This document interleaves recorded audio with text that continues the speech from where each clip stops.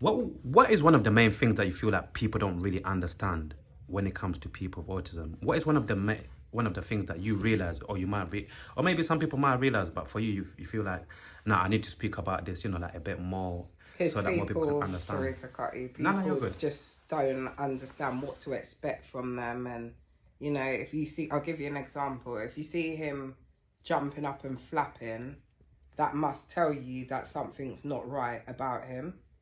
Like, Okay. I get some funny looks. Sometimes he'll make a funny noise and then people will be looking like, what's he doing kind of thing. And you just think, well, come on, like, for someone to make them kind of noises, you must know. Yeah. Like, it's just stuff like that. You would expect people to be a bit more open-minded, but unfortunately, people are not. And, this does set me off as a parent because it does put me off going places sometimes when you get that reaction from people, and sometimes it comes from the most unexpected places as well. Yeah. You know what they say, man. Age is just a number. Some people just because they're adults, they're in adult bodies, mentally they're still childish, and some people just ignorant. You get what I'm trying to say? Yeah. So, even on a quick one as well, like take us through, like, how do you plan for holidays? I haven't been anywhere.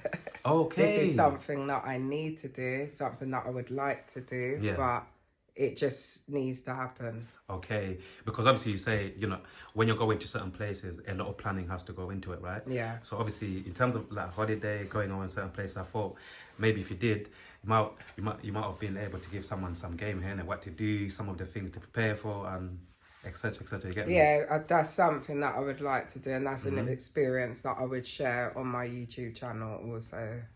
Yeah. So yeah. How about sleeping? Like does your son have like a certain sleeping routine, or sometimes, or you let him go to sleep whenever he wants to go to sleep? How does that? He goes to bed at 8 o'clock, but as usual, I'll catch him on the iPad. I'll have to take it off him. Yeah.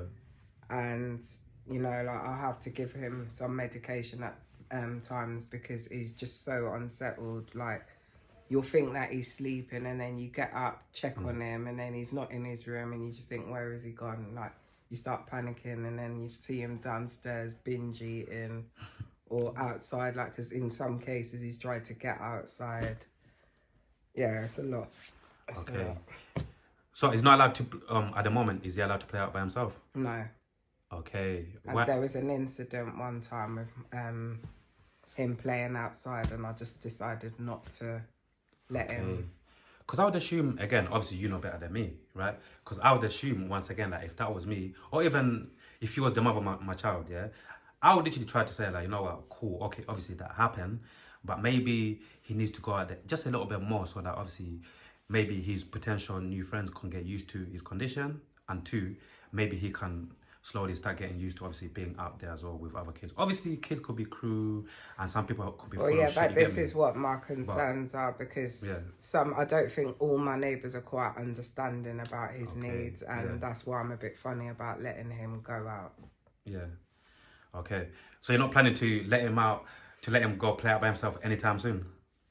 Not to say that I wouldn't let him play out by himself, but I don't know if I could let him play out in my clothes personally. Okay. I'd have to watch him. Yeah. And sometimes I'm not always able to do that. Yeah.